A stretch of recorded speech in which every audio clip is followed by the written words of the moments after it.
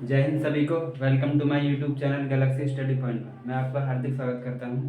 देखिए, आज का जो सेशन होने वाला है वो होगा भारतीय संसद। आज हम बात करेंगे भारत की संसद के बारे में कि क्या है भारत की संसद और भारत की संसद कैसी है, कौन था वो महानायक जिसने भारतीय संसद का निर्माण कराया, जिसने भारतीय संसद की नींव रखी। चलिए शुरुआत करते हैं आज की वीडियो में। देखिए, सबसे पहले देखते हैं जो भारतीय संसद है वो भारतीय संविधान के अनुच्छेद नंबर 79 में रखा गया है। अब चलते हैं नेक्स्ट पॉइंट पर।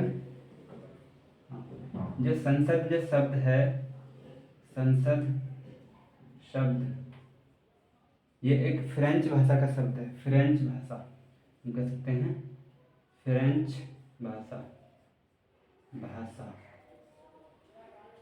फ्रेंच भाषा का शब्द है। हम देखते हैं कि संसद की शुरुआत सबसे पहले किस देश ने करी। संसद की जननी किस देश को कहा जाता है।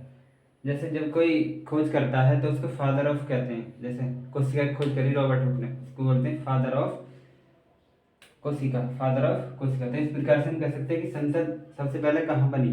सबसे पहले संसद बनी ब्रिटेन में। ब्रिटेन में, इसलिए ब्रिटेन को बोला जाता है संसद की जननी। संसद की जननी जननी हमारे ओपन पे संसद जो शब्द है वो फ्रेंच भाषा का है। संसद की जननी किसको बोला जाएगा, ब्रिटेन को। और हम देखते हैं कि वो महानायक कौन है, जो थंबनेल में लगा होगा कि जिसने भारतीय संसद का निर्माण कराया था। अच्छा, वो महानायक था लॉर्ड इरविन। लॉर्ड इरविन ये उस समय वायसराय थे। वायसराय थे, लॉर्ड इरविन वायसराय थे। इन्हीं ने भारतीय संसद की नींव रखी। इन्होंने ही चर्चा की कि भारत में संसद बननी चाहिए। और कब से कब तक बना, ये 1921 से 27 के बीच में इसका निर्माण हुआ। अब बात करते हैं कि इसके निर्माणकर्ता कौन थे, इसका डिजाइन तैयार किसने किया, इंजीनियर कौन थे जिन्होंने भारतीय संसद का डिजाइन तैयार किया। तो वो थे लुटियन तथा बेकर इंजीनियर थे ये लंदन के। इनको बुलाया गया था भारतीय संसद के निर्माण के लिए। तो इन्होंने ये निर्माण कराया 1921 से 27, लगभग कितने 6 वर्ष लगे थे इसको बनने में। और हम देखते हैं कि जो भारत की संसद है वो कैसी है। तो एक द्विसदनात्मक संसद है, अर्थात हम कह सकते हैं कि जो भारतीय संसद है उसमें दो सदन है। हम देखते हैं संसद की जो शक्तियाँ होती है वो कौन कौन सी होती हैं। शक्तियाँ देखिए, बहुत सारी संसद के पास शक्तियाँ होती हैं। सबसे पहले हम देखते हैं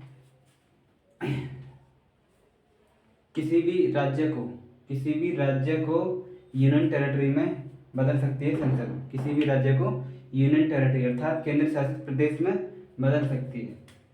बहुत सारी शक्तियाँ हो जाएंगी हमारी। राज्य को यूटी में अर्थात यूनियन टेरिटरी संघ शासित प्रदेश में बदल सकती है। देखा होगा 1-2 साल पहले जम्मू कश्मीर को पूर्ण राज्य का दर्जा खत्म करके उसे क्या बना दिया गया, संघ शासित प्रदेश, और 2 राज्यों में तोड़ दिया गया।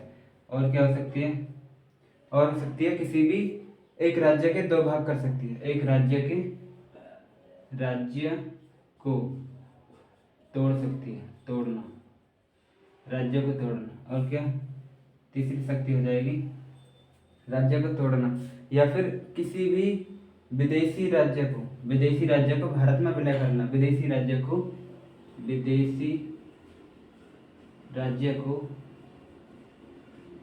भारत में विलय करना। विलय मतलब मिलाना, विलय करना। राज्य को यूटी में बदल सकती है, या फिर किसी भी संघ शासित प्रदेश को पूर्ण राज्य का दर्जा। ये काम सब किसके होते हैं, संसद के होते हैं। विदेशी राज्य को भारत में मिला सकती है। देखिए, जो हमारे संविधान निर्माता थे उन्होंने बहुत ही अच्छा काम किया है। उन्होंने ये अच्छा काम किया है कि भारत का कोई भी राज्य टूटकर अलग देश नहीं बनाएगा। भारत का कोई भी राज्य टूटकर अलग देश नहीं बनाएगा, लेकिन कोई भी विदेशी राज्य भारत में आके मिल सकता है चाहे तो। जैसे सिक्किम का विलय हुआ था भारत में। सिक्किम एक विदेशी राज्य था, तिब्बत का कब्जा था उस पर चीन का, तो उसका विलय भारत में कर दिया गया था। इसी प्रकार से हम देखते हैं और क्या होते हैं। सबसे महत्वपूर्ण काम जो है संसद का,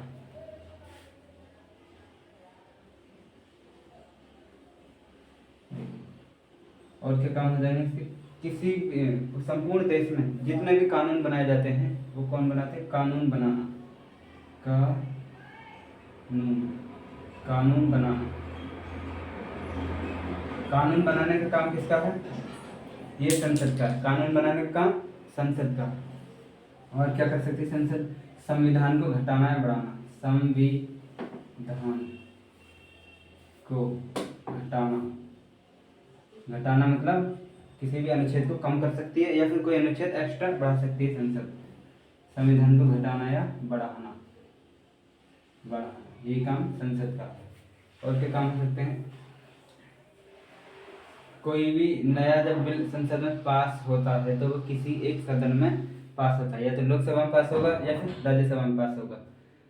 भारतीय संसद जो द्विसदनात्मक सदन है, उसमें दो सदन होते हैं, एक उच्च सदन एक निम्न सदन। हम देखते हैं, मान के चलो संसद क्या, एक बहुत बड़ा घर है, उस घर में कितने कमरे, दो कमरे, एक राज्यसभा एक लोकसभा।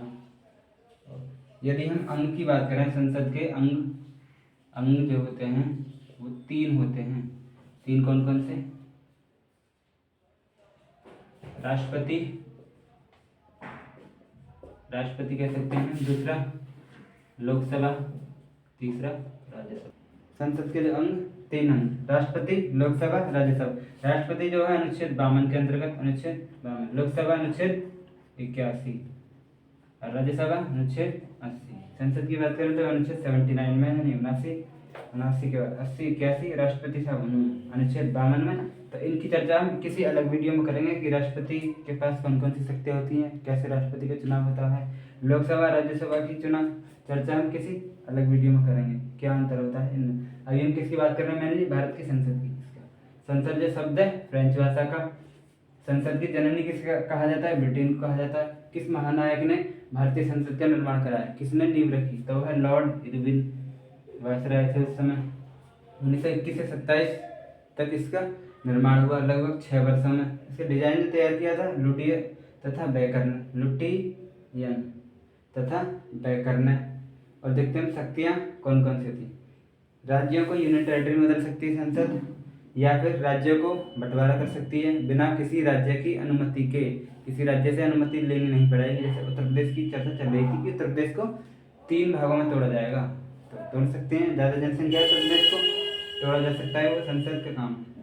और विदेशी राज्यों को भारत में हमला कर सकती है, या फिर हम कह सकते हैं 2 राज्यों को एक साथ मिला सकती है संसद, किन्हीं भी 2 राज्यों को, मानकर छोटे छोटे राज्य हैं हरियाणा और पंजाब, चाहे तो वो एक ही साथ मिल सकते हैं, और वो काम संसद का। और क्या है, देश में जितने भी कानून बनाए जाते हैं वो कानून बनाने का काम किसका, संसद का होता है। संविधान को घटाना या बढ़ाना संसद का काम है। हम देखते हैं संसद के जो अंग होते हैं 3, लेकिन संसद के सदन की बात करें तो 2 सदन होते हैं। सदन की बात करें तो 2, अंग पूछें तो 3, राष्ट्रपति लोकसभा और राज्यसभा। संसद के अंग 3, सदन की बात करें तो 2 सदन होंगे, कौन कौन से, एक राज्यसभा एक लोकसभा। अच्छा, एक इस संसद के बीच में एक बहुत बड़ा कमरा बनाया गया है जिसको बोलते हैं सेंट्रल हॉल,